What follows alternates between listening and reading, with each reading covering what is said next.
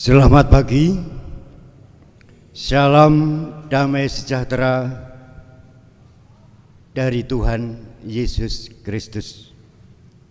Kami atas nama Majelis GKJW Jemaat Pari mengucapkan selamat datang, selamat beribadah Minggu Prapaskah yang keempat pada hari ini, tanggal 27 Maret 2022.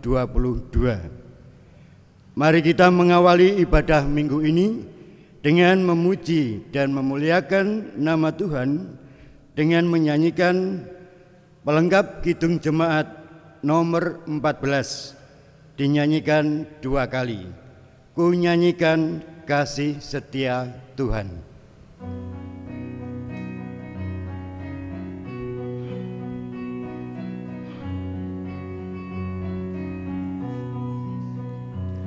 Nyanyikan kasih setia Tuhan selamanya, selamanya. Ku nyanyikan kasih setia Tuhan selamanya, ku nyanyikan selamanya. Ku tuturkan tajamu kasih setiamu Tuhan, ku tuturkan tajamu kasih setiamu turun-temurun. Ku nyanyikan kasih setia Tuhan selamanya, selamanya. Ku nyanyikan kasih setia Tuhan selamanya, ku nyanyikan selamanya.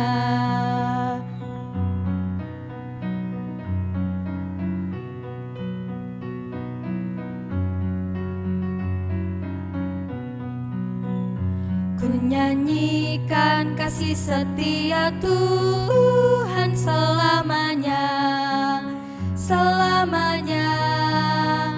Ku nyanyikan kasih setia Tuhan selamanya, ku nyanyikan selamanya. Ku tuturkan tajamu kasih setiamu Tuhan, ku tuturkan tajamu kasih setiamu turun-temurun. Ku nyanyikan kasih setia Tuhan selamanya, selamanya. Ku nyanyikan kasih setia Tuhan selamanya, ku nyanyikan selamanya.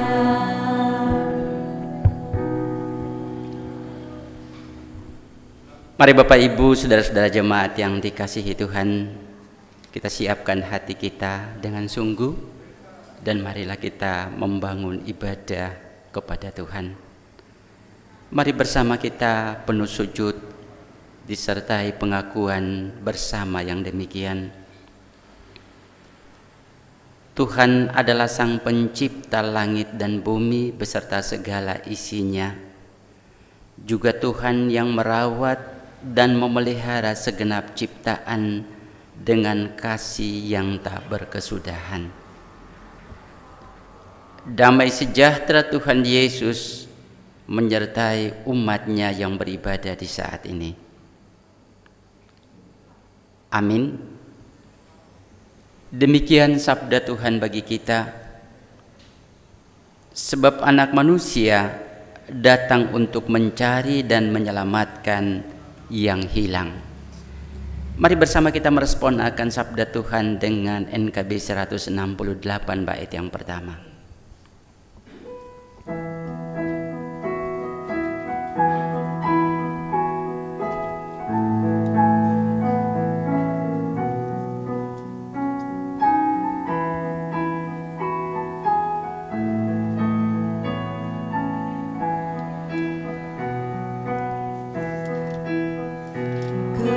Ketika hilang sudah asaku, tenaga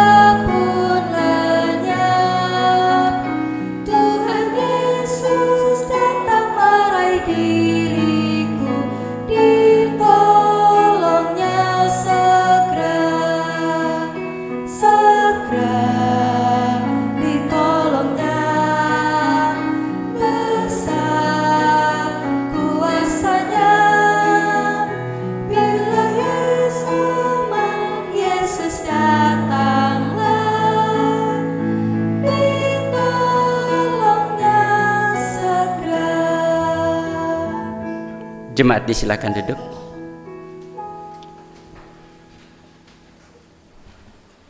Mari saudara-saudaraku, kita bersama-sama sujud di hadapan Tuhan dengan penuh kerendahan hati. Kita menyatakan penyesalan, pengakuan, dan permohonan ampun melalui doa. Mari kita berdoa.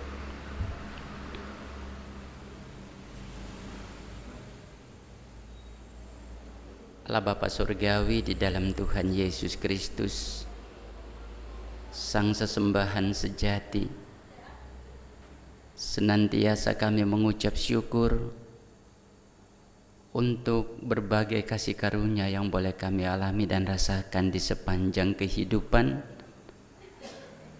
selama kami jalani minggu yang akan kami lewati.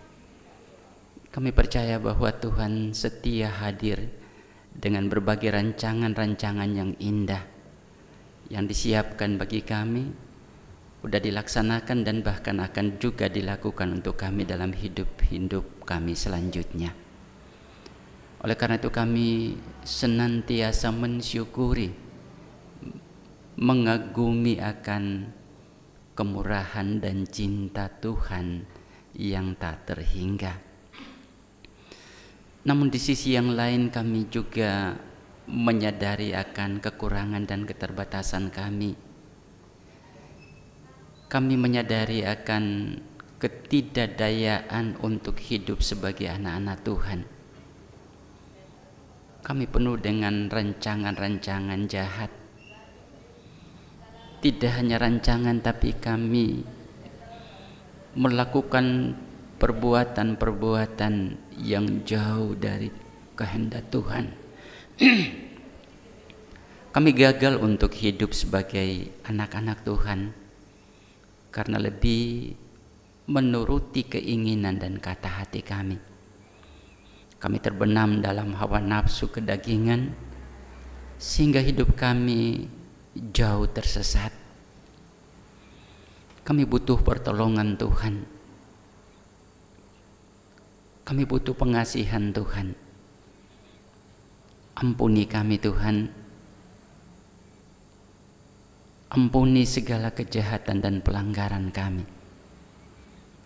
agar biarlah itu tidak menjadi beban yang menindih hidup kami dan membuat kami menuju kepada kebinasaan.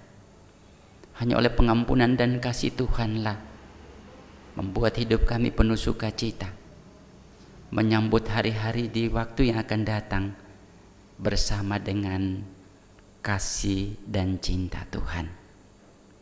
Kami percaya bahwa pengampunan Tuhan setia dinyatakan kepada kami yang datang memohon dengan sungguh hati. Di dalam Kristus Yesus kami berdoa dan memohon. Amin. Bapak Ibu saudara-saudara yang dikasihi Tuhan, saya mengundang untuk bersama-sama berdiri. Kita akan menerima dengan penuh sukacita berita pengampunan dosa dari Allah. Dan nanti setelah kita menerima, kita merespon dengan NKB 20 bait yang pertama dan kedua. Demikian sabda Allah bagi kita. Aku akan mencurahkan kepadamu air jernih yang akan mentahirkan kamu dari segala kenajisanmu, dan dari semua berhala-berhalamu aku akan mentahirkan kamu. Kamu akan kuberikan hati yang baru dan roh yang baru di dalam batinmu, dan aku akan menjauhkan dari tubuhmu hati yang keras, dan kuberikan kepadamu hati yang taat. Amin.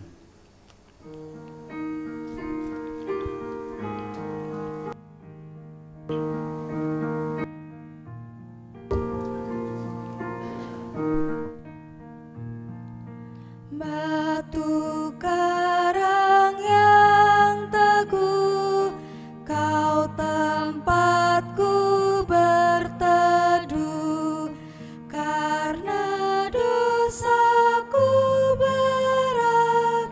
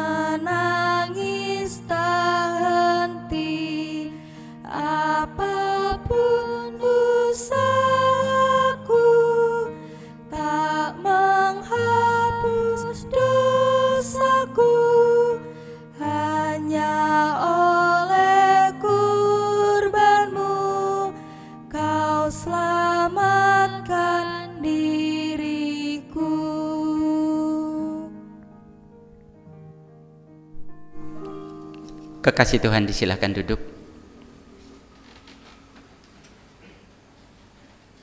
Kita bersama-sama mempersiapkan hati kita untuk menerima pelayanan sabda Tuhan.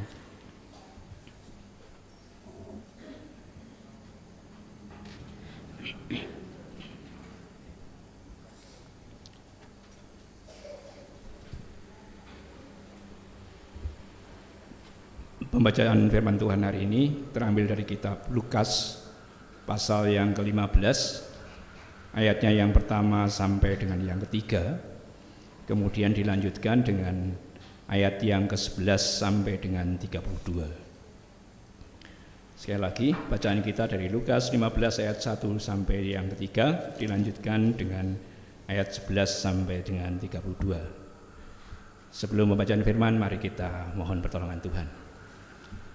Bapa Surgawi, kami mengucap syukur hari ini Tuhan beri kami kesempatan untuk boleh mendengar firman Tuhan. Biarlah Engkau yang berbicara, Engkau yang mengurapi, Bapak Pendeta yang menyampaikan firman Tuhan, supaya apa yang kami dengar menjadi kekuatan bagi kami untuk melakukan segala aktivitas kami sehari-hari. Hikmat Tuhan kiranya menguasai seluruh pikiran kami. Di dalam nama Tuhan kami Yesus Kristus kami berdoa dan mengucap syukur. Amin. Para pemungut cukai dan orang-orang berdosa biasanya datang kepada Yesus untuk mendengarkan Dia. Maka bersungut-sungutlah orang-orang Farisi dan ahli-ahli Taurat. Katanya, Ia menerima orang-orang berdosa dan makan bersama-sama dengan mereka. Lalu Ia mengatakan perumpamaan ini kepada mereka. Perumpamaan tentang anak yang hilang. Yesus berkata lagi, ada seorang mempunyai 2 anak laki-laki. Kata yang bungsu kepada ayahnya, Bapa, berikanlah kepadaku bagian harta milik kita yang menjadi hakku. Lalu ayahnya membagi-bagikan harta kekayaannya itu di antara mereka. Beberapa hari kemudian, anak bungsu itu menjual seluruh bagiannya itu lalu pergi ke negeri yang jauh. Di sana ia memboroskan harta miliknya, itu dengan hidup berfoya-foya. Setelah dihabiskannya semuanya, timbullah bencana kelaparan di dalam negeri itu dan ia pun mulai melarat. Lalu ia pergi dan bekerja pada seorang majikan di negeri itu. Orang itu menyuruhnya ke ladang untuk menjaga babinya. Lalu ia ingin mengisi perutnya dengan ampas yang menjadi makanan babi itu. Tetapi tidak seorang pun yang memberikannya kepadanya. Lalu ia menyadari keadaannya. Katanya, betapa banyaknya orang upahan Bapakku yang berlimpah-limpah makanannya, tetapi aku di sini mati kelaparan. Aku akan bangkit dan pergi kepada Bapakku dan berkata kepadanya, Bapa, aku telah berdosa terhadap surga dan terhadap Bapa. Aku tidak layak lagi disebutkan anak Bapa. Jadikanlah aku sebagai salah seorang upahan Bapa. Maka bangkitlah ia dan pergi kepada bapaknya. Ketika ia masih jauh, ayahnya telah melihatnya. Lalu tergedaklah hatinya oleh belas kasihan. Ayahnya itu berlari mendapatkan dia lalu merangkul dan mencium dia. Kata anak itu kepadanya, Bapa, aku telah berdosa terhadap surga dan terhadap Bapa. Aku tidak layak lagi disebut anak Bapa. Tetapi ayah itu berkata kepada hamba-hambanya, lekaslah bawa kemari jubah yang terbaik, pakaikanlah itu kepadanya, dan kenakanlah cincin pada jarinya dan sepatu pada kakinya.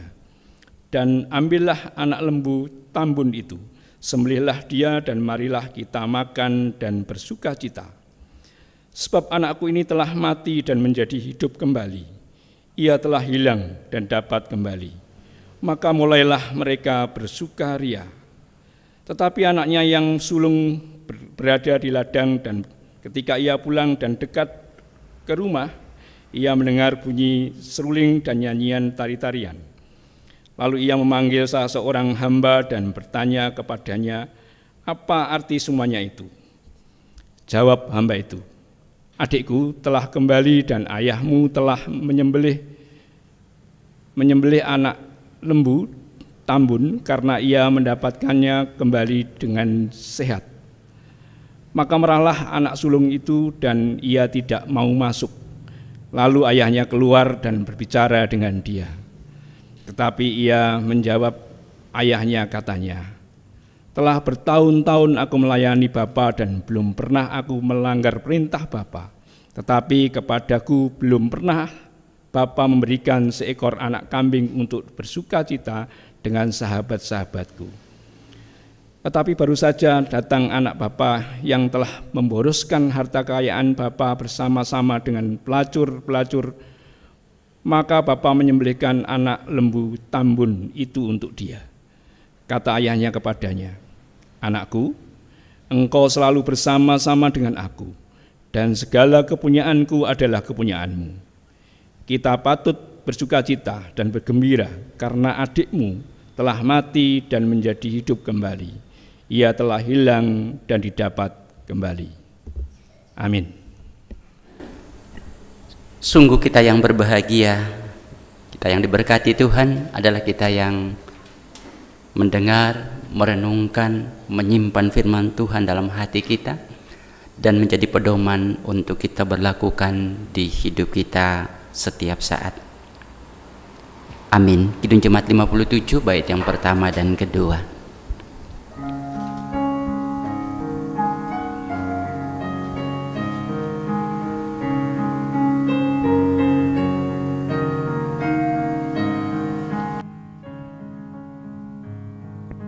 Yesus, lihat umat-Mu yang mendamba, Kau berfirman dan arahkan padamu hati dan seluruh indera, hingga kami yang di dunia Kau dekatkan pada sorga.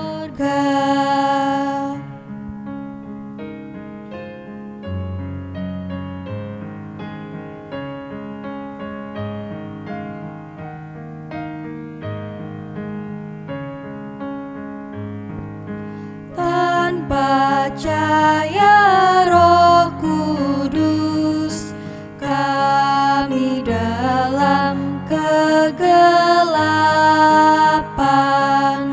Biar oleh sabda-Mu akal budi Kau cerahkan, hingga Tuhan kuasai karya dan ucapan kami.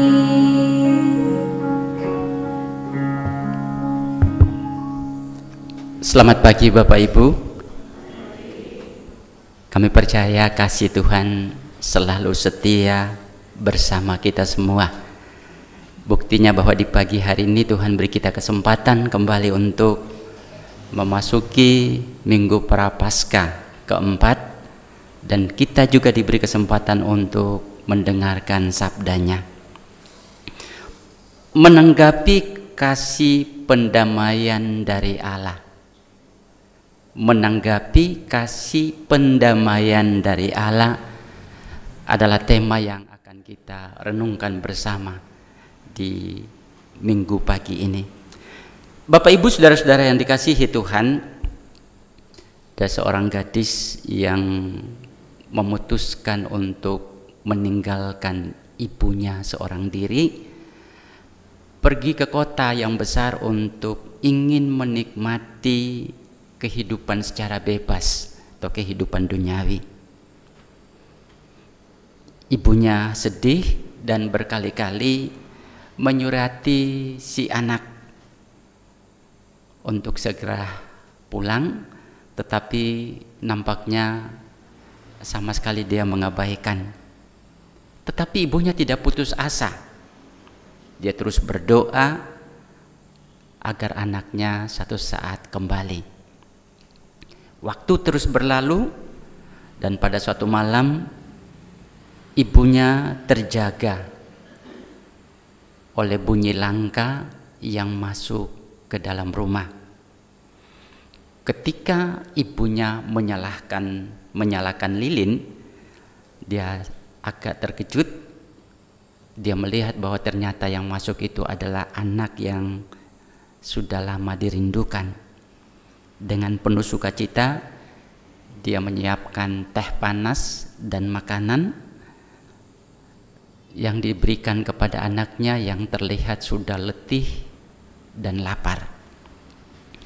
Ketika anaknya sudah menikmati makanan dan dia kondisinya agak membaik, anak itu bertanya kepada ibunya, "Ibu, mengapa pintu rumah ini tidak terkunci?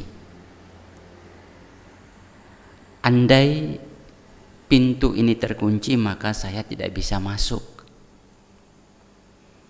Ibunya dengan merasa haru dan bahagia, dia menjawab, "Anakku, pintu itu tidak terkunci sejak engkau pergi, agar apabila engkau kembali, engkau bisa masuk lagi ke dalam rumah ini." Bapak Ibu saudara-saudara yang dikasihi Tuhan, sejenak kita tinggalkan ilustrasi tadi, kita masuk dalam perenungan bacaan firman Tuhan yang sudah kita baca dan dengarkan bersama. Terkhusus di Lukas pasal 15 ayat 1 sampai ayat yang ketiga, itu boleh dibilang semacam entry point atau pintu masuk untuk Tuhan Yesus mau menjelaskan anugerah pengampunan dan keselamatan yang disiapkan Allah kepada manusia. Tuhan Yesus ingin menjelaskan itu kepada orang Farisi dan ahli-ahli Taurat yang saat itu mereka bersungut-sungut. Mereka tidak setuju kalau Tuhan Yesus itu dekat dengan para pemungut cukai, orang-orang berdosa,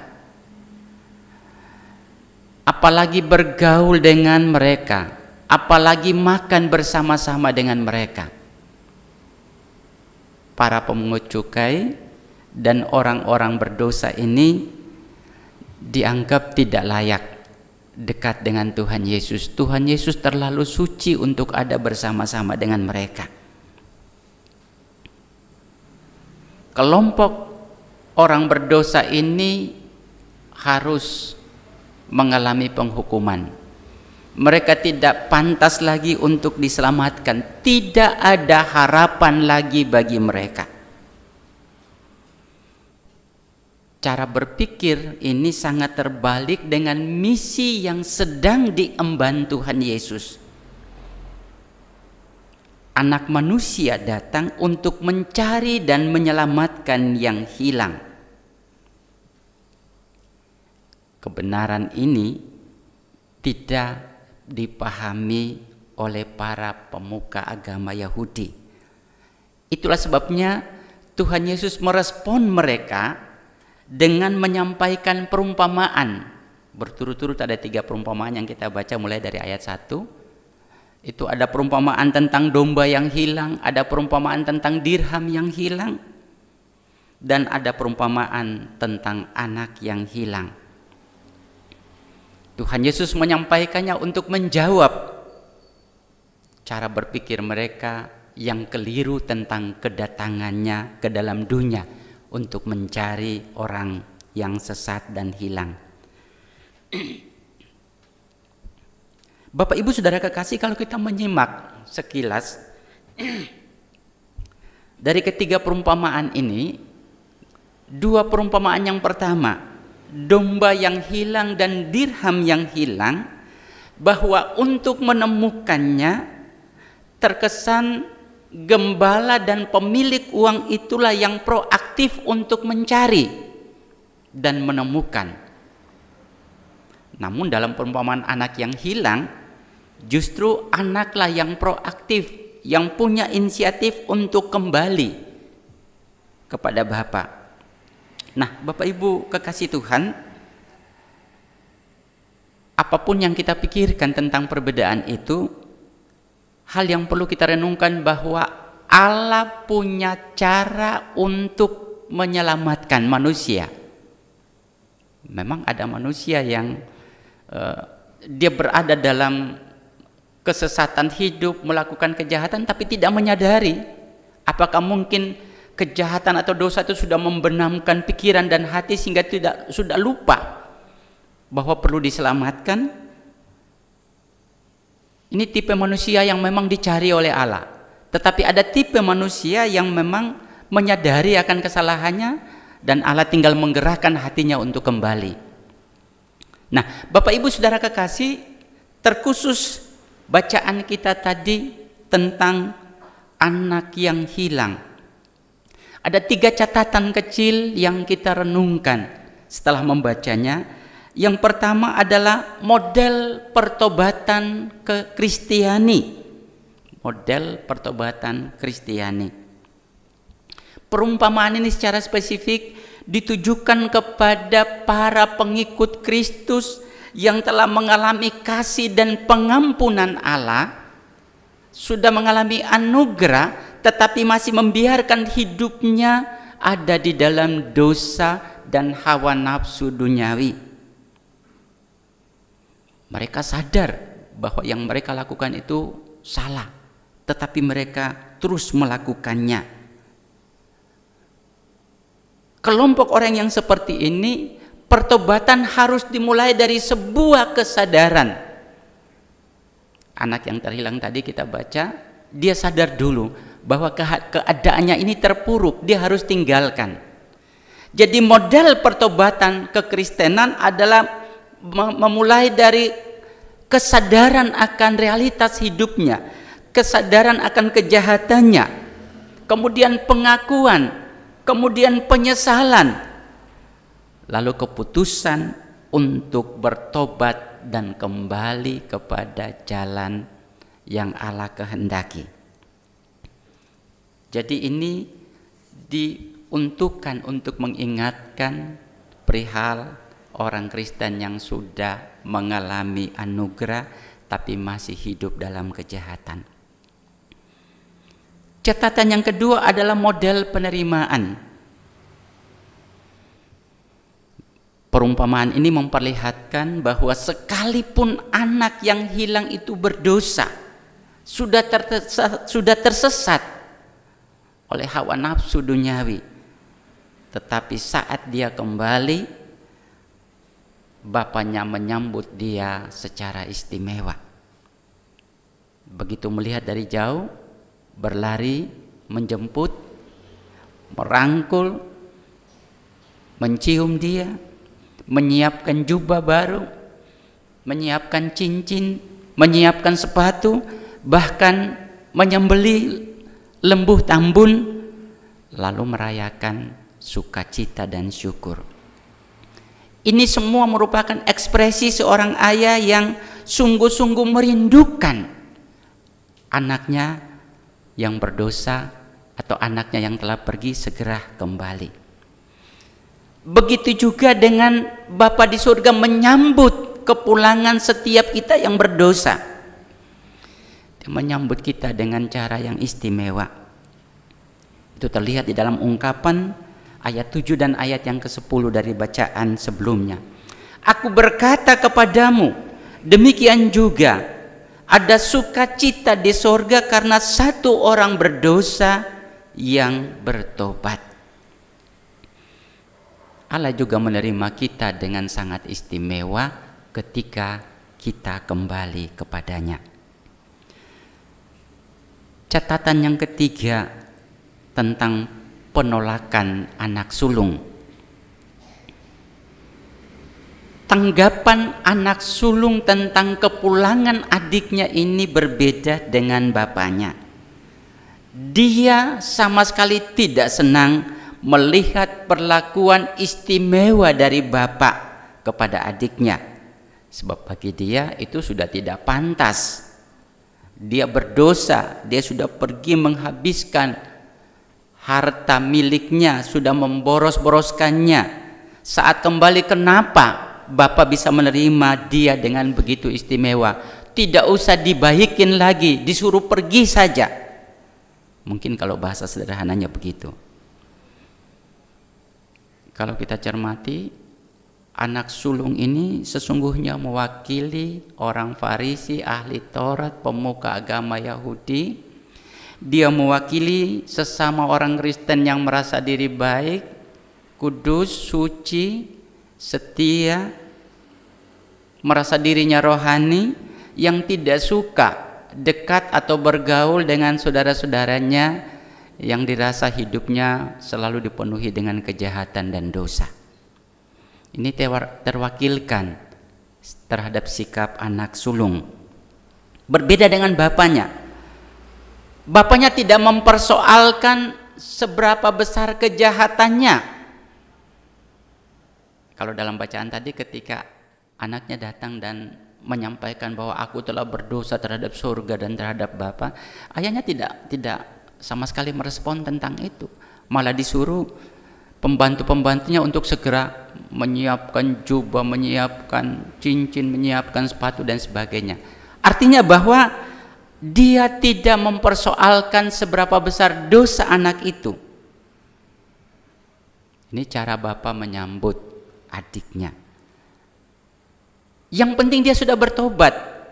Yang hilang sudah ditemukan kembali, yang mati sudah hidup kembali. Itu poin yang paling penting bagi seorang bapak. Bapak Ibu saudara-saudara yang dikasihi Tuhan, sejak Allah mengutus anaknya untuk menyelamatkan manusia, maka pintu pengampunan dan penawaran kasih pendamaian terbuka bagi semua orang. Tawaran ini terbuka bagi siapa saja. Tidak peduli seberapa besar dosa pelanggaran yang sudah dilakukan atau kejahatan yang sedang mencengkeram kehidupannya. Tawaran pengampunan, kasih dan pendamaian tetap tertuju kepada semua orang.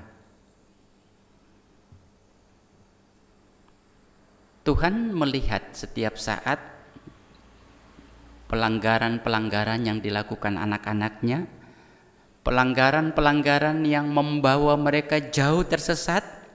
Tetapi Tuhan tidak serta-merta menghentikan langkah anak-anak itu. Walaupun Dia sangat mengasihi mereka. Mengapa? Karena Tuhan menghargai kebebasan anak-anaknya untuk memilih jalan yang benar atau jalan yang salah. Ini hak yang diberikan Tuhan kepada anak-anaknya. Tuhan tidak mau memperlakukan kita sebagai robot, tinggal disetel. Kalau begitu mau langkah salah langsung dibenarkan, tidak. Tapi Dia memberikan kebebasan bagi kita untuk memilih mana yang baik dan mana yang jahat. Sekalipun demikian, Tuhan mengamati perjalanan anak-anaknya dan selalu mengharapkan bahwa suatu saat dia atau anak-anak itu harus kembali. Oleh karena itu Bapak Ibu saudara-saudaraku, kita jangan terhenti sebatas sadar akan kesalahan. Jangan berhenti sebatas menyesal. Harus bangkit. Putuskanlah langkah untuk kembali kepada Dia. Dia setia menanti kita setiap saat. Kekuatan yang selalu menunda-nunda pertobatan setiap kita manusia adalah kenikmatan dan kepuasan dunia. Ini kekuatan terbesar yang sadar ataupun tidak sadar membuat kita enggan untuk keluar dari zona dosa dan kejahatan. Segera saja kita bangkit dan kembali kepada Dia. Dia sedang menanti kita. Kekasih Tuhan, Tuhan mengasihi orang berdosa. Bukan berarti Tuhan mengabaikan orang yang tekun dan setia melakukan perintah dan kehendak-Nya. Saya ulang sekali lagi, Tuhan mengasihi orang berdosa bukan berarti Tuhan mengabaikan orang-orang yang selalu taat dan setia melakukan kehendak-Nya. Kalau di dalam cerita tadi, kalau tidak salah di ayat yang ke-27, ketika ayahnya berbincang-bincang dengan anak sulungnya protes soal keadilan dari ayahnya. Anak yang nakal itu sudah pergi memboroskan harta, tapi begitu kembali, bapa menyembelih lembu tambun untuk merayakan bersuka cita. Sementara aku sendiri bertahun-tahun mengabdi kepada bapa, tetapi bapa tidak melakukan itu, tidak menyembelih seekor lembu untuk aku bisa bersuka cita bersama-sama dengan sahabat-sahabatku. Dia memprotes tentang kasih dan keadilan dari bapaknya. Tapi apa jawab bapaknya? Anakku, engkau selalu bersama-sama dengan aku, dan segala kepunyaanku adalah kepunyaanmu. Artinya, berkat karena ketaatan kepada Allah tidak perlu diragukan lagi bagi setiap kita. Oleh karena itu jangan kita memprotes kalau Allah berhak untuk mengampuni sesama kita yang berdosa. Soal kasih dan keadilan, manusia tidak perlu mengajarkan Allah, karena Allah lebih tahu dan paham bagaimana Dia mengasihi dengan penuh keadilan. Sebaik-baiknya kita tidak bisa memaksakan Allah untuk menghukum mereka yang jahat. Karena misi utama Yesus datang ke dalam dunia adalah Allah menghendaki semua manusia diselamatkan. Amin. Mari Bapak Ibu Saudara-saudara, kekasih Tuhan, kita masuk dalam saat teduh.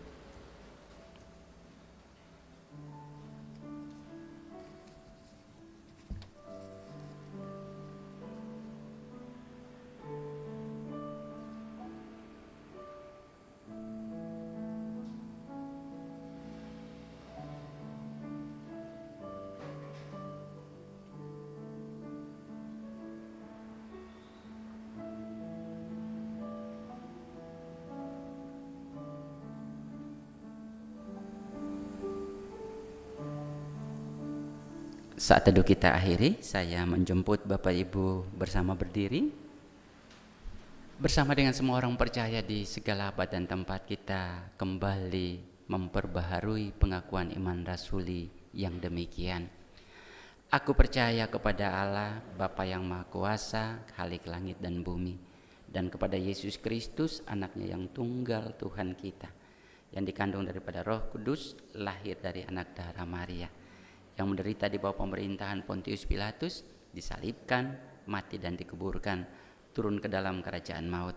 Pada hari yang ketiga, bangkit pula dari antara orang mati, naik ke surga, duduk di sebelah kanan Allah Bapa yang Maha Kuasa, dan akan datang dari sana untuk menghakimi orang yang hidup dan mati.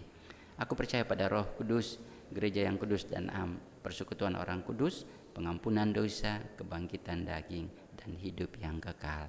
Amin. Disilahkan duduk. Sebagai ungkapan sukacita dan syukur kita diberi kesempatan untuk mewujudkannya melalui persembahan.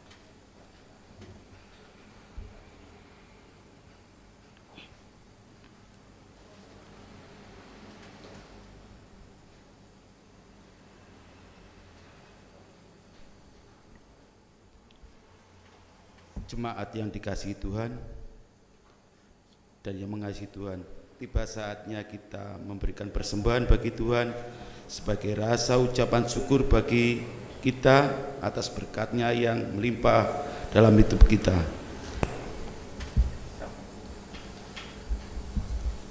Firman Tuhan yang mendasari persembahan pada saat ini kita ambil dari 2 Korintus 9 ayat yang ke-7.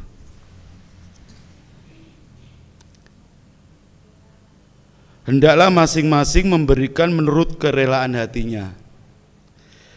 Jangan sedih hati atau karena paksaan, sebab Allah mengasihi orang yang memberi dengan sukacita.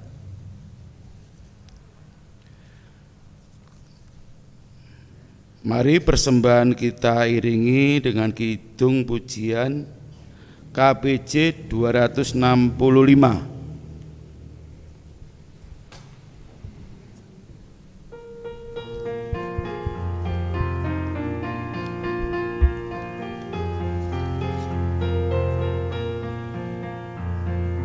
Bukan karena upamu dan bukan karena kebajikan hidupmu, bukan persembahanmu dan bukan pula hasil perjuanganmu. Allah mengampuni kesalahan umatnya oleh karena kemurahannya. Melalui pengorbanan putra tunggalnya, ditebusnya dosa manusia. Bersyukur, hai bersyukur, kemurahannya pujilah. Bersyukur, hai bersyukur, selamanya.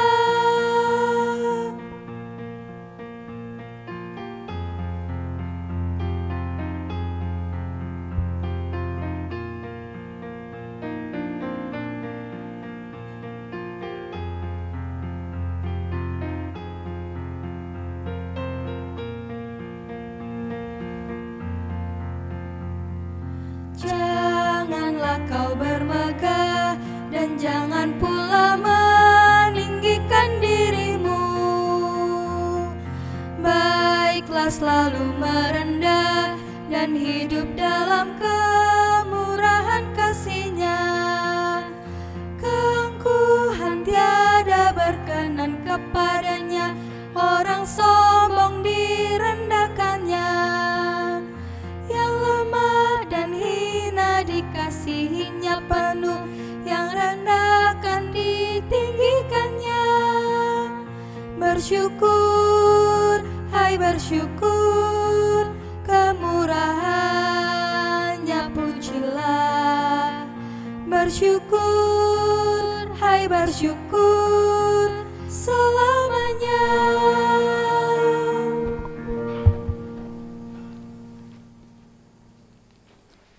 Mari Bapak Ibu Saudara-saudara kita bersatu hati dalam doa.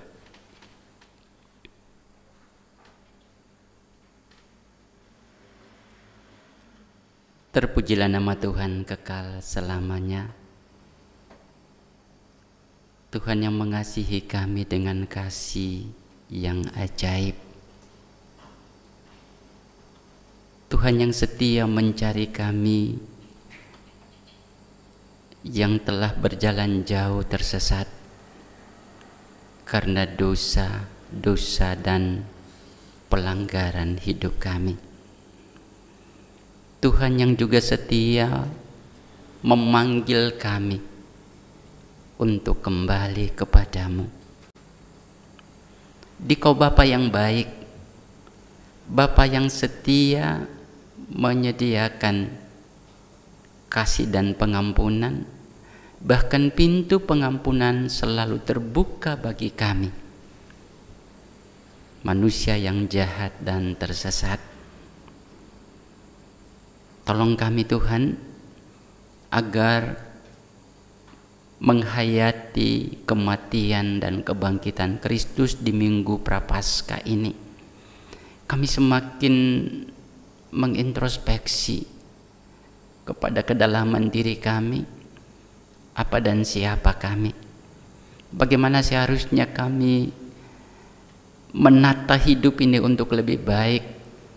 Jika pada saat-saat seperti ini kami masih terpengaruh oleh kuasa-kuasa yang membawa kepuasan, Tuhan ingatkan kami agar kami harus bangkit untuk kembali kepada Bapa. Banyak kekuatan-kekuatan yang ada di sekitar kami, di hati kami, yang terkadang menghambat kami untuk mengambil keputusan berbalik kepada Tuhan.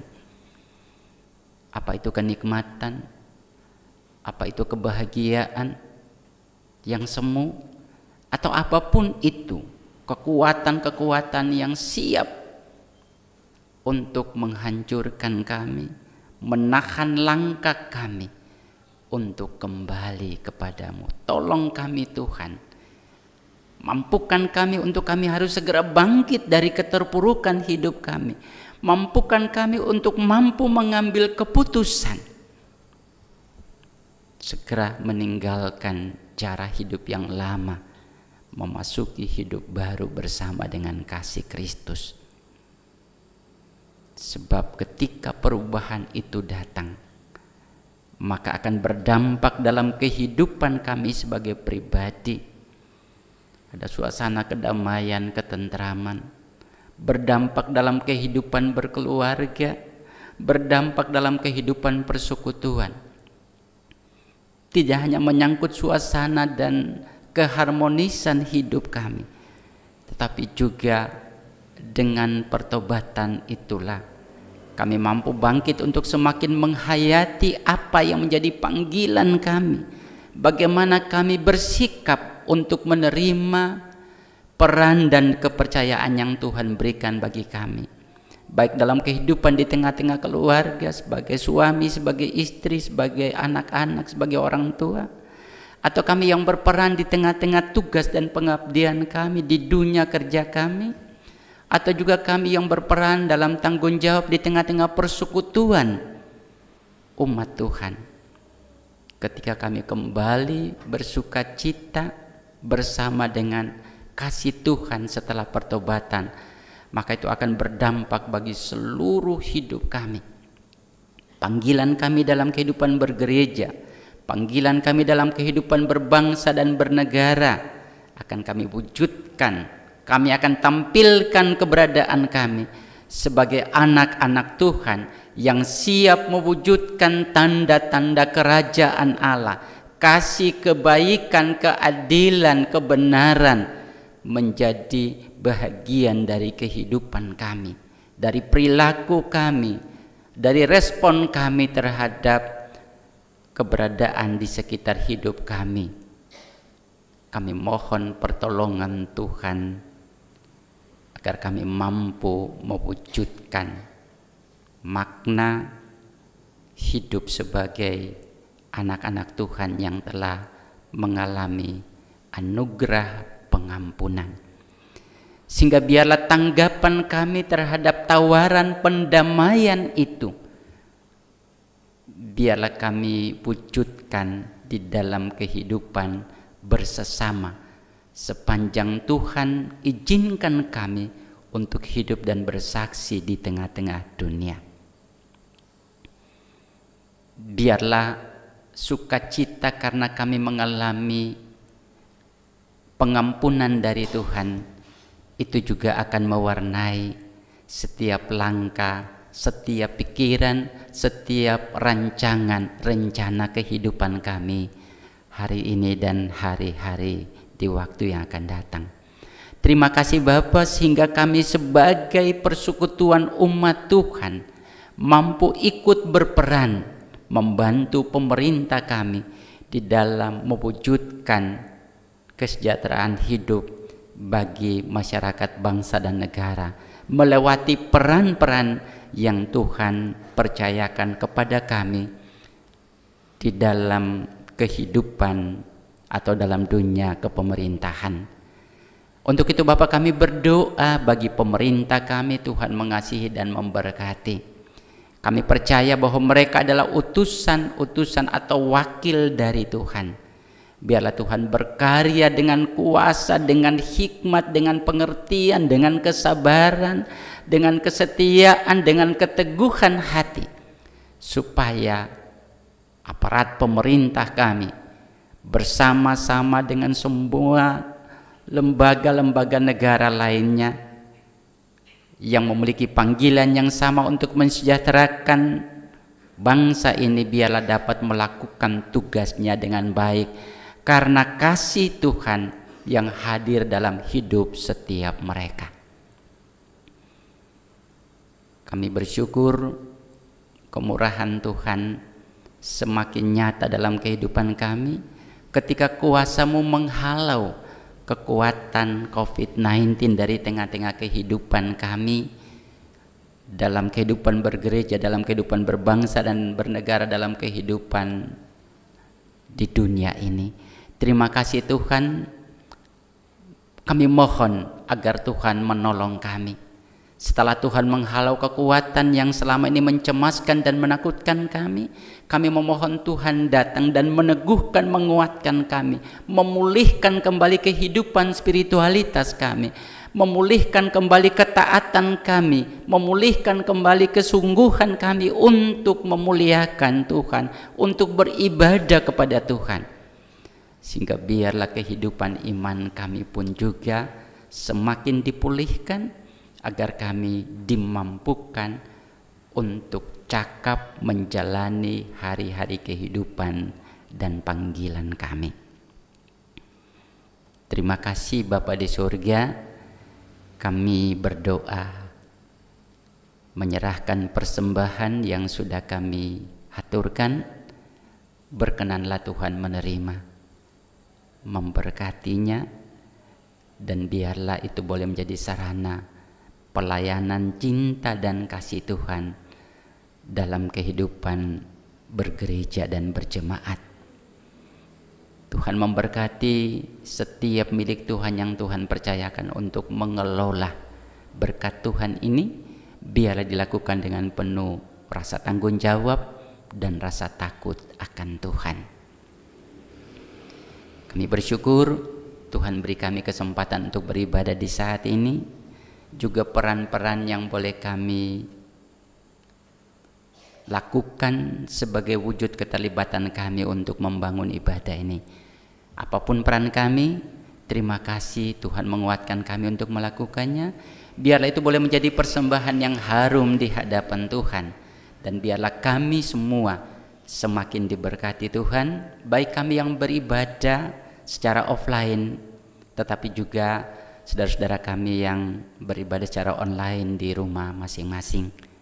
Tuhan Yesus, terima kasih, kami mengucap syukur untuk hari ini, untuk sukacita dan berkat yang boleh kami nikmati. Kami akan pulang, memulai lagi kehidupan kami di hari-hari pemberian Tuhan di waktu-waktu mendatang. Tuhan Yesus, tolong kami agar kami tetap setia melakukan kehendak-Mu. Doa yang jauh dari sempurna ini kami haturkan kepada Bapa di surga, di dalam nama Tuhan kami Yesus Kristus, dan juga bersama kami akhiri dengan pujian doa Bapa kami.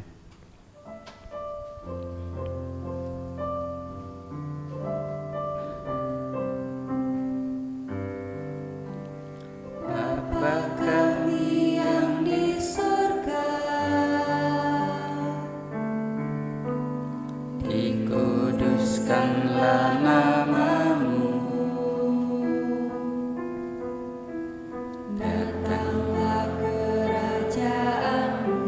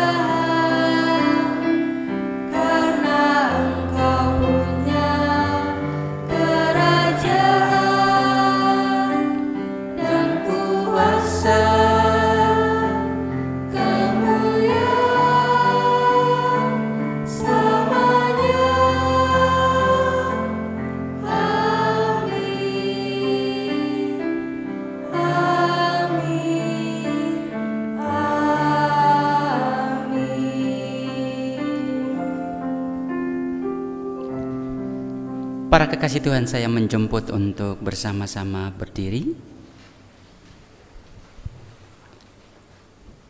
Saudaraku, bertobat bukan sekedar kata, tetapi keputusan dan komitmen untuk kembali ke jalan Tuhan. Jangan tunggu besok, sekaranglah saatnya. Kita muliakan Tuhan dengan NKB 211 bait yang pertama.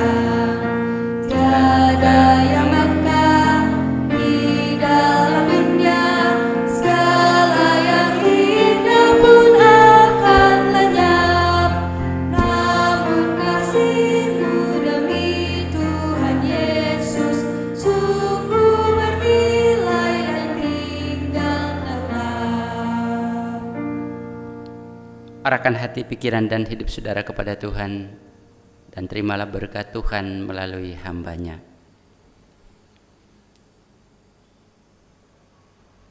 Allah sumber pengharapan memenuhi kamu dengan segala sukacita dan damai sejahtera dalam iman kamu, supaya oleh kekuatan Roh Kudus kamu berlimpah-limpah dalam pengharapan. Amin.